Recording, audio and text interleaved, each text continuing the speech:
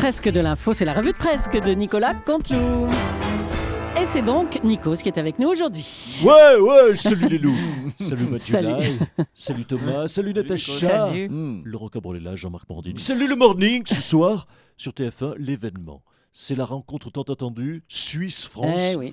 Une pensée donc ce soir pour Jérôme Cahuzac qui va être tiraillé entre ces deux équipes de cœur. Alors attention, toute la presse est dithyrambique à propos de nos Bleus, tout ça parce qu'on a battu l'amicale des charcutiers du Honduras.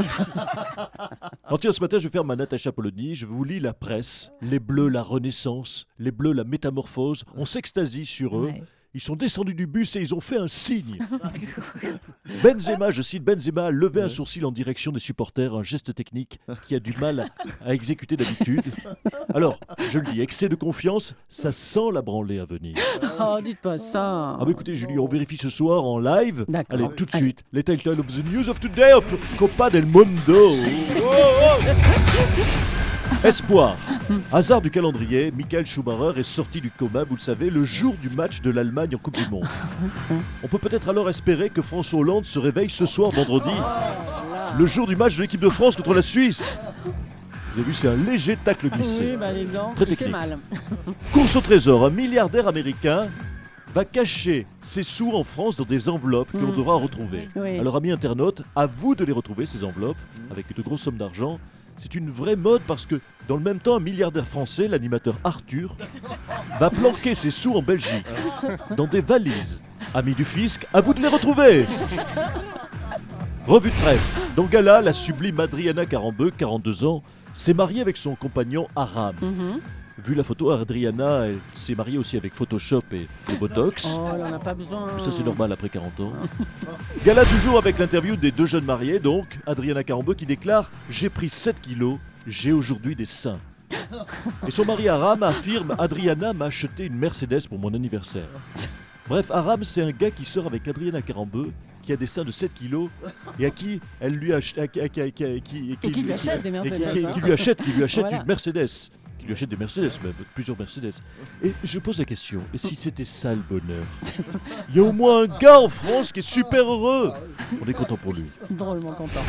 Allez, on termine avec une page de sécurité routière et de télé-réalité mélangée. Le petit ami de Nabila, Oui. Thomas Vergara, était victime d'un accident de scooter. Ouais. Heureusement, Nabila était avec lui sur le scooter et sa poitrine a amorti le choc. Eh ben voilà. C'est Merci, léger, c'est Nikos, frais, c'est vendredi. Très léger. Merci. À la semaine prochaine, Nikos. Je vous embrasse. Et à ce week-end sur Europe 1. Les intermittents du spectacle sont toujours très en colère et menacent d'annuler différents festivals. Bonjour Manuel Valls. Oui, bonjour. Oui, je le dis, le gouvernement tient bon, vous le savez, face aux intermittents. Ce que personne, d'ailleurs, n'avait eu le courage de faire avant moi, car moi, je suis ferme, moi, je suis tenace, moi, j'ai des convictions, moi, j'ai des pectoraux touchés. Oh, bah non, bah non. Et je vous le dis, nous allons tenir jusqu'à dimanche face à ce mouvement des intermittents. Jusqu'à dimanche, mais pourquoi jusqu'à dimanche? Parce que samedi soir, vous le savez, c'est oui la fête de la musique et nous avons besoin que les intermittents fassent grève ce soir-là. Car on ne peut pas tolérer que la musique soit ainsi assassinée tous les 21 juin. Oh non. On ne peut pas supporter que des jeunes barbus massacrent Metallica avec des guitares désaccordées. On ne peut pas admettre que des filles qui portent des sarouels et des dreadlocks hurlent du Manin Chao avec un accordéon crevé. Non, on ne peut pas. Donc vous tiendrez bon face aux intermittents pour éviter que la fête de la musique ait lieu, c'est ça? Tout à fait. En fait, vous le savez, chaque 21 juin, c'est plutôt la défaite de la musique.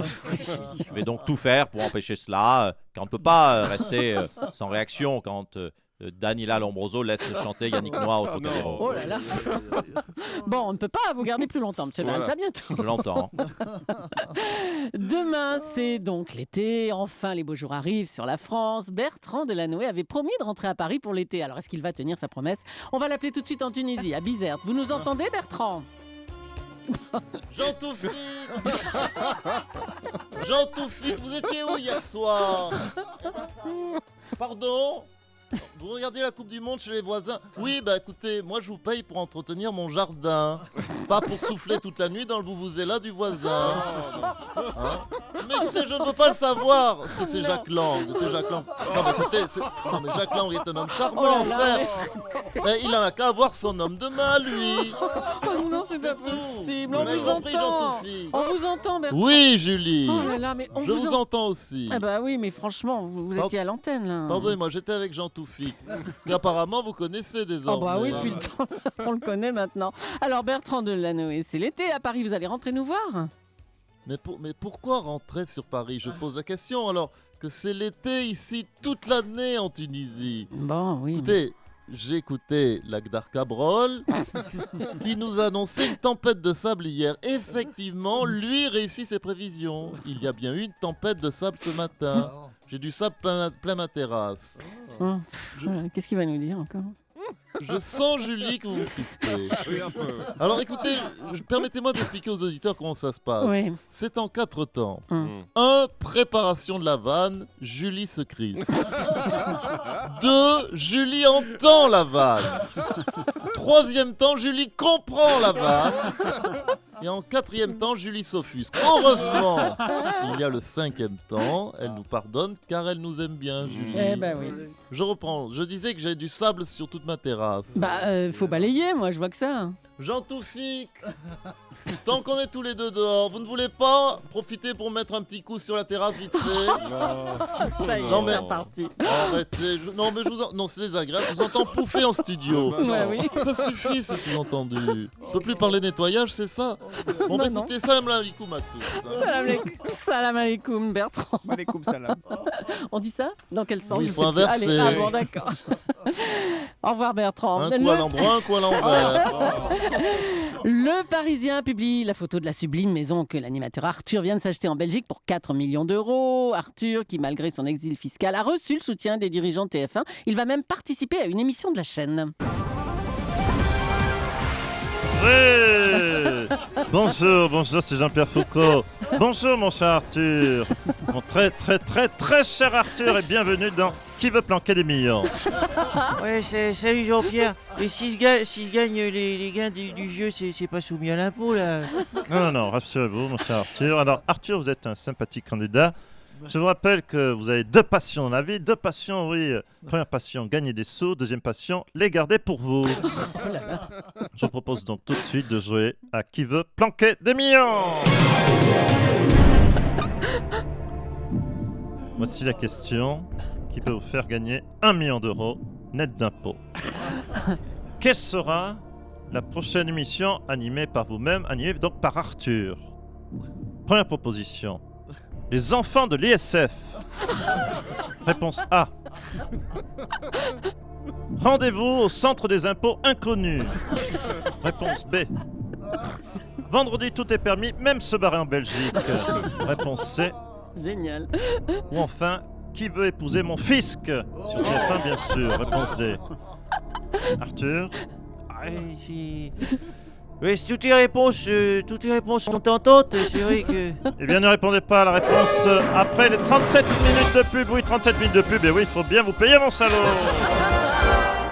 Super, bravo Nicolas. Attendez, Roger Federer, Roger. Bonjour. Roger, vous avez un pronostic pour le match de ce soir, France-Suisse? Non, excuse-moi, mais j'ai bientôt 33 ans. Je mets un peu de temps à me chauffer aujourd'hui. Mon pronostic pour France-Suisse, je vois la Suisse. On est meilleur en placement. Maintenant, c'est vrai que si Didier Deschamps sélectionne la dernière minute Gaël, mon fils ou Richard Gasquet, on peut avoir du mal. C'est vrai que Gaël et Richard sont très forts pour envoyer la balle au fond des filets.